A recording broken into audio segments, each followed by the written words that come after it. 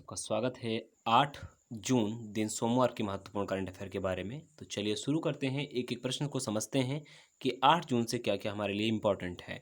पहला प्रश्न हमारे सामने है कि मानव संसाधन विकास मंत्रालय द्वारा safe online learning in the time of कोविड-19 नाम की एक इंफॉर्मेशन बुकलेट को जारी कर दिया है। आप लोगों को ये नाम याद रखना है कि safe online learning in the time of कोविड-19 नामक जो बुकलेट है वो किसके द्वारा जारी की गई है? तो मानव संसाधन विकास मंत्रालय द्वारा जारी की गई है और मुख्यतः यह एनसीईआरटी और यूनेस्को के सहयोग से जारी की गई है। आपको ये बात याद होनी चाहिए कि इसका मुख्य उद्देश्य क्या है, मोटो क्या रहेगा safe online learning in the times of कोविड-19 का। इसका उद्देश्य ये रहेगा कि कोविड-19 के दौरान जो आप ऑनलाइन क्लासेस ले रहे हैं, उसमें कैसे शिक्षक की भूमिका होनी चाहिए, किस तरीके से आपको पढ़ना चाहिए, ये सारी चीज़ों की जानकारी इस आपके इन्फॉर्मेशन बुकलेट के ऊपर दी गई है, जो अवेलेबल कहाँ पर है? Safe online learning in the times of कोविड-19 नाम के बुकलेट में। ये सारी जानकारियाँ यहाँ पर निहित है कि कोविड-19 के काल में किस तरीके से आपको पढ़ना चाहिए, किस तरीके से ऑनलाइन क्लासेस की भूमिका शिक्षक की क्या होनी चाहिए, ये सारी चीज़ें इसी पोर्टल पर आपको अवेलेबल मिल जाएँगी, या कह सकता हूँ इसी बुकलेट पर आपको मिल जाएँगी। ये एक तरीके की कैसी होगी? आपकी ऑनलाइन बुकलेट होगी, जो किसने जारी की है? तो मानव संसाधन विकास मंत्रालय द्वारा। मानव संसाधन हमारे विकास मंत्री रमेश पोखरियाल निशंक जी, तो ये बात भी हमें याद रखनी है। चलिए आगे प्रश्न की ओर देखते हैं। तो पर्यावरण मंत्रालय ने शहरी क्षेत्रों में वन आवरण यानी कि वन आवरण का मतलब वनाच्छादन प्रक्रिया को आगे बढ़ाने के लिए नगर वन यानी कि शहरी वन नगर वन कार्यक्रम की प्रारंभ किया है। तो क्या है नगर वन? नगर वन का अगर मैं उद्देश्य की बात करूं तो अगले 5 वर्षों में यानी कि नेक्स्ट 5 ईयर में 200 निगमों या 200 शहरों को विकसित करना है। कैसा? जहां पे वनाच्छादित कार्य अच्छे से किया जाए। ये टारगेट रखा गया है कि अगले 5 वर्षों में हम क्या करेंगे, 200 निगमों या नगर निगमों की बात करूं या शहरों की बात करूं तो इनको हम वनाच्छादित या वन नगर की संज्ञा में शामिल कर लेंगे। ये नियम बनाया है पर्यावरण मंत्रालय ने। अब मैं बात करूं पर्यावरण मंत्रालय ने, तो पर्यावरण मंत्रालय आपको मैं कई बार डिस्कस करता रहता हूं। प्रकाश जावड़ेकर वर्तमान में पर्यावरण मंत्री हमारे हैं। और इसके अतिरिक्त आपको याद रखना है कि पर्यावरण दिवस अभी हाल ही में 5 जून को मनाया गया है। तो 5 जून को क्या मनाया गया है? विश्व पर्यावरण दिवस हाल ही में मनाया गया है। तो ये बात भी हमें याद रखनी है, ठीक है। अगले प्रश्न की ओर देखते हैं। विश्व बैंक के कार्यकारी निदेशक यानी कि जो एग्जीक्यूटिव डायरेक्टर हैं, उनके वरिष्ठ सलाहकार के रूप में राजीव टोपानो जी को नियुक्त किया गया है। तो राजीव टोपनो जी जो हैं, इनको नियुक्ति मिली है किसके? वर्ल्ड बैंक यानी विश्व बैंक के कार्यकारी निदेशक के वरिष्ठ सलाहकार के रूप में। ये सलाहकार होंगे किसके? कार्यकारी निदेशक। किसके कार्यकारी निदेशक? तो विश्व बैंक के कार्यकारी निदेशक के रूप में। मैं बता दूं, राजीव जो टोपनो हैं, ये 1996 गुजरात बैच के क्या हैं? आईएएस अधिकारी हैं। और मजे की बात आपको याद रखनी कि 2014 से प्रधानमंत्री नरेंद्र मोदी जी के निजी सचिव के रूप में कार्यरत भी थे राजीव टोपनो जी। और अब क्या हो गए हैं? विश्व बैंक के कार्यकारी निदेशक जो होंगे उनके वरिष्ठ सलाहकार होंगे। विश्व बैंक के जो प्रमुख हैं उनका नाम है डेविड मलपास, मैं कई बार डिस्कस करता रहता हूं। और इसके अलावा विश्व बैंक का जो हेडक्वार्टर है वो है कहाँ? वाशिंगटन डीसी में, ठीक है। ये बात याद रखेंगे हम तीसरे प्रश्न से।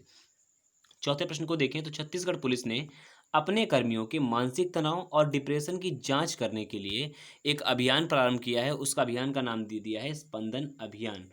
अगर छत्तीसगढ़ की मैं बात करूं तो 50 से अधिक पुलिसकर्मियों ने क्या किया है? 1 वर्षों में सुसाइड किया है। किस लिए? क्योंकि वो मानसिक तनाव से कह सकते हैं ग्रसित थे। और कोविड-19 के काल में अगर आप देखेंगे तो इस समय सिपाहियों की ड्यूटी या पुलिस अधिकारियों की ड्यूटी इस समय और ज़्यादा हो गई है। तो उन्हें मानसिक तनाव ना हो, डिप्रेशन ना हो, इसीलिए छत्तीसगढ़ पुलिस ने क्या कर दिया है? एक अभियान प्रारंभ किया है। इस अभियान को नाम दिया है स्पंदन अभियान। मैं छत्तीसगढ़ की बात करूँ, छत्तीसगढ़ के मुख्यमंत्री हैं भूपेश बघेल और राज्यपाल यहाँ के हैं अनुसुईया उइके जी, ठीक है। इतनी बात आपको याद रखना है छत्तीसगढ़ से संबंधित। आगे प्रश्नों को देखता हूँ। एशिया रीजन के लिए कॉमनवेल्थ शॉर्ट स्टोरी प्राइज 2020 के लिए भारतीय लेखिका कृतिका पांडे को चुना गया है। किसके लिए? कॉमनवेल्थ शॉर्ट स्टोरीज प्राइज 2020 के लिए। आपको मैं बता दूं, पूरी जानकारी आपको मैं निहित करा दूं कि अलग अलग रीजन में, जैसे एशिया रीजन की मैं बात कर रहा हूं तो एशिया रीजन में चुना गया है किसको? कृतिका पांडे को। इसी तरीके से अलग अलग रीजन में कॉमनवेल्थ जो आपका शॉर्ट स्टोरीज प्राइज है वो दिया जाता है। तो आगे मैं देखता हूँ और आपको पूरा प्रयास करूंगा कि समझ भी आए आगे, ठीक है। तो ये देखिए उनकी जो स्टोरी है the great Indian T and snacks के लिए उन्हें पुरस्कार दिया गया है। इस स्टोरी में है क्या?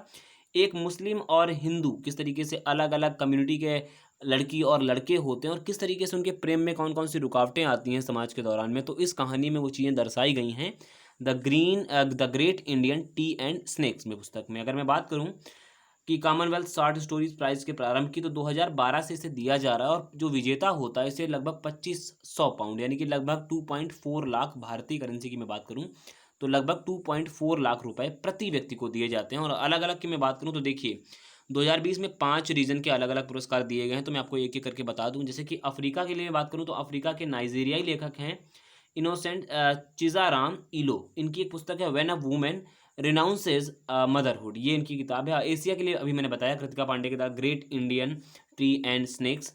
इसके अलावा कनाडा और यूरोप के अगर मैं रीजन की बात करूं तो ब्रिटिश लेखक हैं रेयाह मार्टिन, इनकी wherever mister Jenson went, ये इनकी किताब है, इसके लिए इनको दिया गया है। कैरेबियन अगर मैं बात करूं रीजन के लिए तो जमैका के लेखक हैं ब्रायन एस हीप को, ये मोफेटो के लिए इनको दिया गया है पुरस्कार। और पैसिफिक रीजन के लिए ऑस्ट्रेलियाई लेखक हैं एंड्रिया ई मैकलॉर्ड, इन्हें द आर्ट ऑफ वेविंग के लिए दिया गया है। हालांकि आपको सबसे इंपॉर्टेंट आपके लिए जो याद रखनी है वो ये कि एशिया रीजन के लिए किसे दिया गया, तो उनको नाम याद है कृतिका पांडे को।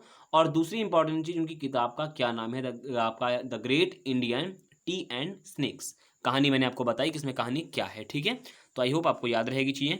अगला प्रश्न है कि सूचना एवं प्रसारण मंत्रालय द्वारा क्या किया गया 1 year of Modi 2.0 towards a self आपका रिलियंट इंडिया, ये एक तरीके की बुकलेट जारी कर दी गई है किसके द्वारा, सूचना एवं प्रसारण मंत्रालय। और है क्या, मोदी सरकार का जो दूसरा कार्यकाल में मिली उपलब्धियां हैं उनके बारे में प्रकाश डाला गया है। उपलब्धियां क्या क्या है, मुख्य आकर्षण क्या रखा है इस बुकलेट में, जैसे धारा 370 हो गया, किस तरीके से उन्मूलन का काम हुआ, अयोध्या राम मंदिर का निपटारा, ट्रिपल तलाक का कह सकते हैं अपराधीकरण, ट्रिपल तलाक बैन कर दिया है, एक अपराध की श्रेणी में रख दिया है, बोडो समझौता, बोडोलैंड के ऊपर जो समझौता हुआ है उसे, नागरिक अधिनियम सीएए में संशोधन। और उसके अलावा मैं कुछ चीज़ें मेंशन करना मैंने मेंशन नहीं की, जैसे कि 20 लाख करोड़ रुपए का एक आर्थिक पैकेज देना और अन्य भी छोटी छोटी जो अन्य भूमिकाएं बीजेपी सरकार ने निभाई हैं इन 2 सालों के कार्यकाल के दौरान, वो भी इसी बुकलेट में शामिल की गई हैं। तो मुख्यतः आप लोगों को याद रखना है कि 1 year of Modi 2.0 toward a self reliant India, इसमें है क्या, मोदी के 2 वर्षों के जो दूसरा कार्यकाल है उसके दौरान जो कार्यकाल में शामिल चीज़ें हैं उनको रिप्रेजेंट करने के लिए कह सकते हैं, उनको उपलब्धियों के ऊपर प्रकाश डालने के लिए ये बुकलेट जारी की गई है। और जारी किसे किया है, तो सूचना एवं प्रसारण मंत्रालय द्वारा। तो आप सबसे मैं उम्मीद करूंगा कि सूचना एवं प्रसारण मंत्री कौन है ये नीचे आप कमेंट बॉक्स में मुझे जरूर बताएंगे, ठीक है। चलिए चलता हूं अगले प्रश्न की ओर। तो प्रसिद्ध हिंदी और बंगाली फिल्मकार कौन थे, बासु चटर्जी का निधन हो गया है। बासु चटर्जी के बारे में आप लोग एक बार इंपॉर्टेंट याद रखिएगा कि 1992 में एक फिल्म दुर्गा आई थी और इस फिल्म को राष्ट्रीय फिल्म पुरस्कार मिला था सर्वश्रेष्ठ फिल्म की सूची में, कह सकता हूँ सर्वश्रेष्ठ फिल्म की सूची में इसे बेस्ट फिल्म चुना गया, राष्ट्रीय फिल्म पुरस्कार भी इसको दिया गया था। ये फिल्म थी बासु चटर्जी जी की, इनका भी हाल ही में क्या हो गया है, निधन हो गया है।